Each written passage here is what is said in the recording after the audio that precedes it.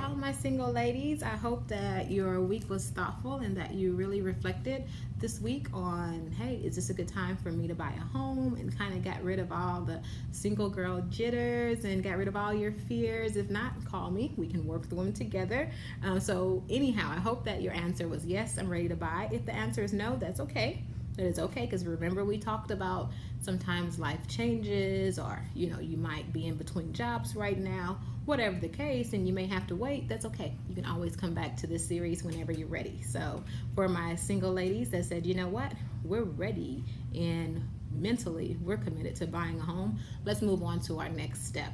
So now that we know that you want to buy a house, I need to know, or you need to know most importantly, what your current house is like. And I'm not talking about your physical house. I'm actually talking about what your financial house is looking like. Of utmost importance when you're buying a home, this is a huge investment. In most cases, it's the biggest investment that you'll make in your life. So you want to know financially where you stand and how that's going to play a part in this investment. So the first thing that I want you to consider or to know is your credit score. Your credit score is so important in buying a home because it helps determine what type of interest rate that you get.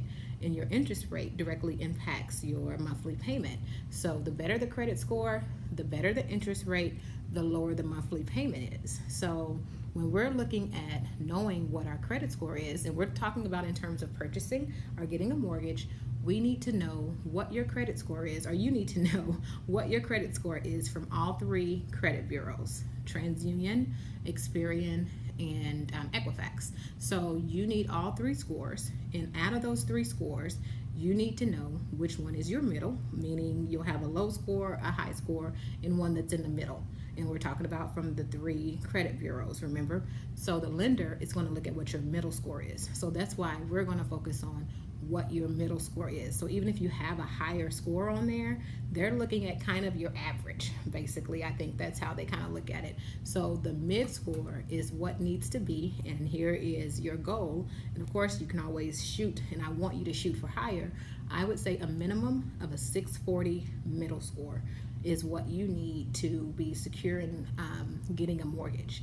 You can run into lenders or people that'll say, oh, we can do it for less than a 640, or we can do it at a 580, or you really honestly don't want to be one of those people, because typically they're paying for that through their interest rate and the payment's going to be higher. It is well worth it to take some time, find out what your score is, do credit repair if necessary. And in the captions, I'll have some resources for you guys of what I used even personally for myself. The main thing that I want you guys to know at this point is what your scores are. And that is all three scores, so we can see what the middle score is and see if we need to do some work before moving forward.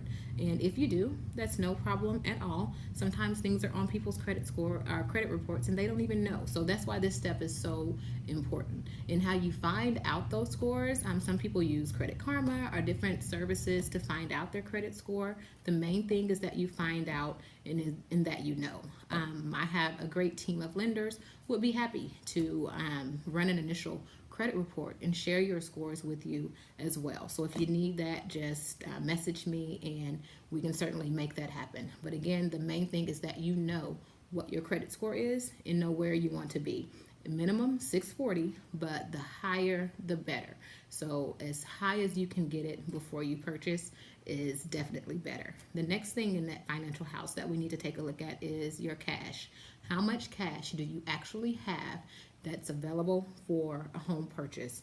And what we want to do is kind of separate your cushion cash, because I think you always need a little bit of cushion, especially if you're buying a home. You may get in between jobs, or you may have to make a repair. You want some cushion in there. Typically, anywhere 3 to 6 months is great if you can, but I want you to separate your cushion money from what actual cash you would have that could go towards down payment, closing costs, and some other upfront costs when you buy a home that we'll discuss, like inspections and things like that. But right now, We're just taking financial inventory, if you will. So we need to know our credit scores, all three, and we need to know how much cash is on hand. And when you're thinking about cash, don't just think in terms of your bank account.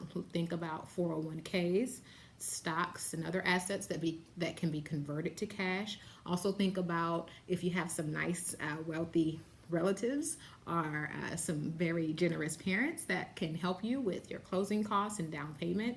You want to factor that in as well. So credit and cash is what we need to really have a good grip on. And that's before we ever even, well, you can speak to the lender to get the scores.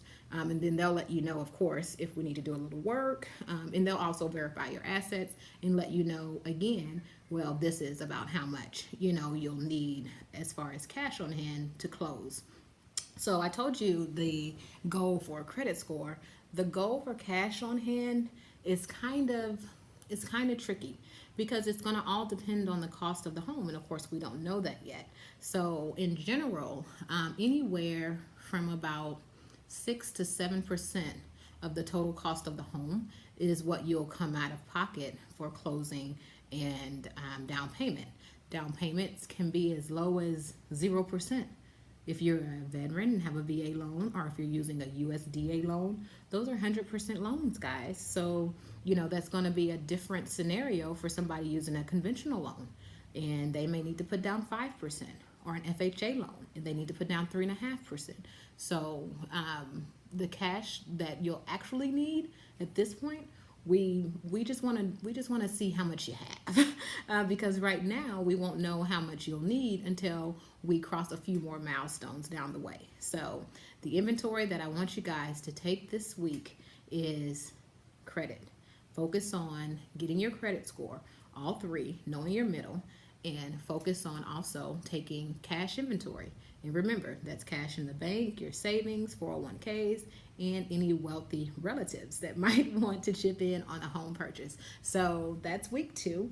Hope you guys enjoyed the video. I hope it was informative. And as always, you can I'm just a call, click, or text away. So if I didn't answer a question, or if you have some further questions, comment below, message me, whatever you're comfortable with. That is what I'm here for. So I am about to sign off until next week, and I'll have some resources that I'll put out all this week on getting your credit score, credit repair options, and of course, lenders that are willing to run a credit report for you.